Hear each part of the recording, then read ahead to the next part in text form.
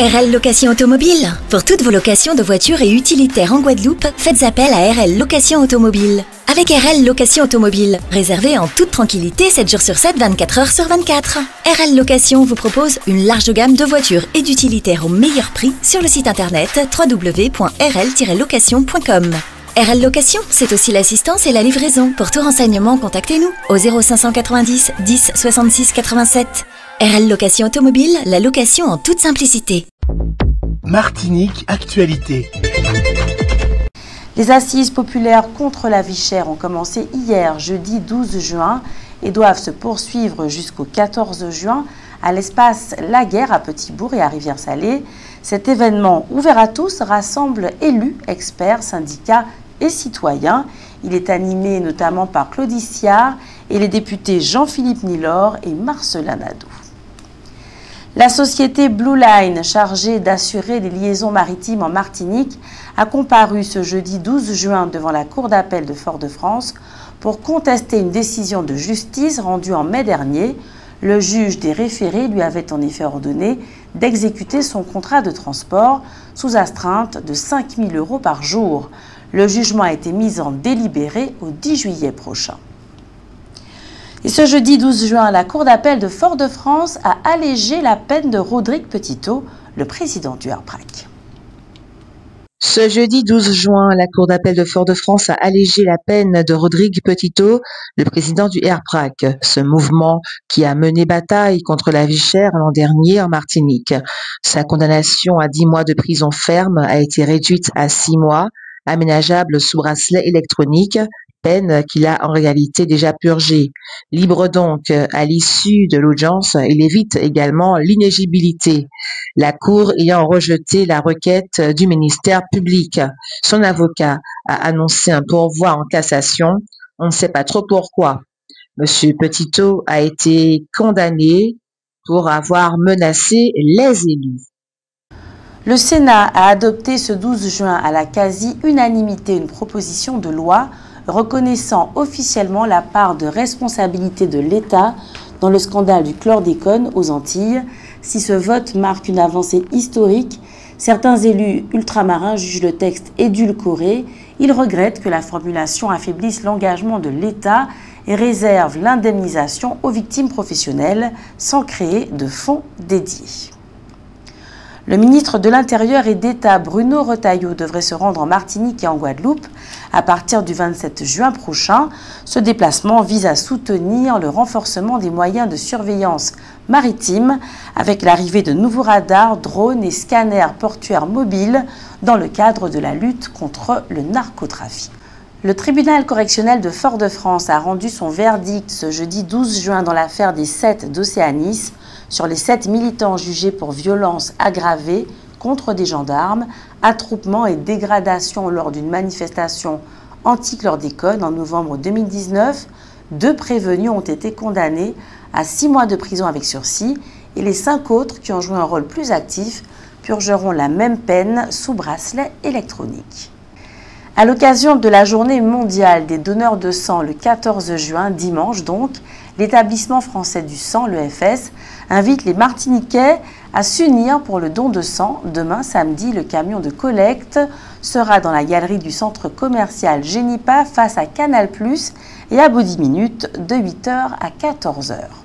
Ce mardi 17 juin, les services de l'État organiseront un exercice interarmé et interministériel de gestion de crise maritime baptisé Colibri.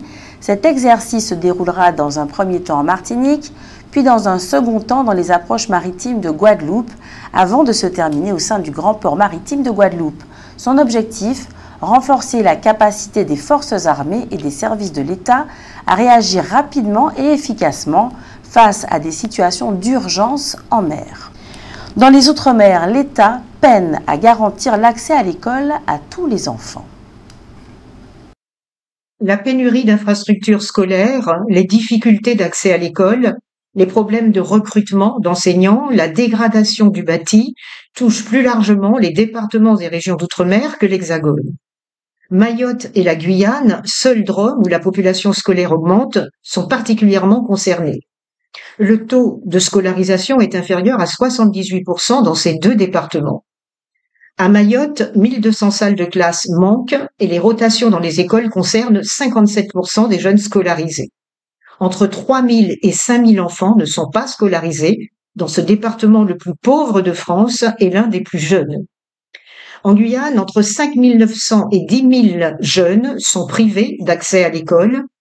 Un rapport sénatorial de 2022 indiquait que cette situation était principalement due aux tensions sur le bâti scolaire.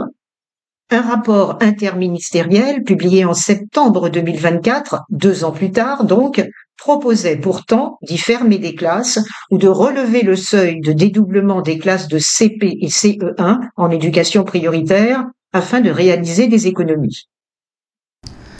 Le cirque Atlantis, originaire de La Réunion, revient jusqu'au 13 juillet prochain sur la place de Bocanal. Une quinzaine de numéros sont au programme. Motard dans le globe de la mort, roue infernale, acrobatie pour petits et grands. Les spectacles se tiennent le jeudi à 16 h, le vendredi à 19 h, le samedi à 15 h et 19 h et le dimanche à 16 h. Le tarif est de 15 €. Retrouvez maintenant votre rubrique Votre avis compte. Ce soir, vous avez répondu à la question suivante. Nos élus sont-ils compétents? Globalement, je pense que oui. Après, il faut surtout les juger sur les actes et pas sur les paroles. C'est ça le problème de la politique. On a des belles paroles souvent et les actes ne suivent pas. Ça, c'est mon avis. Oui, je pense qu'il y en a qui sont compétents. Pourquoi? Parce que je les entends un petit peu parler sur les ondes et puis à l'Assemblée nationale, c'est surtout là que je les note et je trouve qu'il y en a qui font le boulot. Je crois pas très compétent parce que il y a des trucs qui vont pas dans le pays et je trouve que ils font rien. Regardez le problème des sargasses, regardez la violence au pays. Alors, moi je sais pas qu'est-ce qu'ils font. Oui, je le dis qu'ils sont compétents à 50% et la moitié du pourcentage, ils ne le sont pas. Voilà. Ben, alors, je sais que déjà, il y a une partie politique qui m'ont déjà aidé à trouver du travail, à des subventions. Et voici le pourquoi je dis ça. Et l'autre partie, ben, ça s'entend, du bouche à l'oreille. Voilà. Les politiques et les politiciens et politiciennes en Martinique, de mon point de vue, ne sont pas compétents pour ce dont la façon dont on a besoin d'eux. Je trouve qu'ils ne sont pas compétents, non. Non, ni sur le scolaire, ni sur le. On a justement aujourd'hui, on est en plein dedans la vie chère. On est sur un parking de supermarché. Donc voilà, toutes ces politiques-là, les politiques sur l'éducation des jeunes. Sur l'insertion des jeunes, sur l'accès au travail, sur l'accès à certaines études, à certains cursus scolaires, etc. Nous ne sommes vraiment pas du tout en phase pour un département français, en tout cas. Nos élus sont-ils compétents? En réponse à la mitigée, oui, sur certains points. Et donc, au niveau de la sécurité notamment, et puis de la violence, moi je trouve que la balance penche d'un côté. Pourquoi? Je m'exprime. On a vu lors des vagues de violence pour un sujet qui est certainement valable, un sujet qui est défendable. Et on a vu certains, pas tous, politiciens qui se sont dépêchés très vite d'aller voir un certain meneur. Par contre, quand les policiers sont attaqués, sont blessés, moi je n'ai vu personne aller ni dans les hôpitaux, ni sur le terrain. Par contre, à la prison, j'en ai vu défiler. Alors, je comprends après maintenant pourquoi la société bascule dans un sens, parce qu'en fait, en réalité, j'ai l'impression qu'on met en avant, on met en relief, ceux qui sont les bad boys et ceux qui sont toujours en contradiction et qui veulent. Je ne dis pas qu'on ne puisse pas amener une pierre à l'édifice. Simplement, il y a une manière de faire les choses. Tout le monde a le droit de parler, mais il y a une manière de dire les choses et de faire les choses. Parce que quand on regarde finalement les entreprises qui ont brûlé, etc., ce sont nos frères, nos sœurs, nos voisins, nos parents qui sont peut-être maintenant en chômage technique. Donc chacun a sa parole, mais il y a une manière de mener la parole et puis ça doit être une parole qui soit constructive et puis qui fasse avancer le pays. Donc les politiciens, là, moi, je pense que c'est plus une façon électoraliste. Donc, ils courent, il y a quoi, 2 ou 3 qui ont dit franchement qu'il y a une manière de faire, qu'il n'y a pas de violence, qu'il faut respecter. Parce qu'en fait, les jeunes, pourquoi ils ne respectent pas les lois?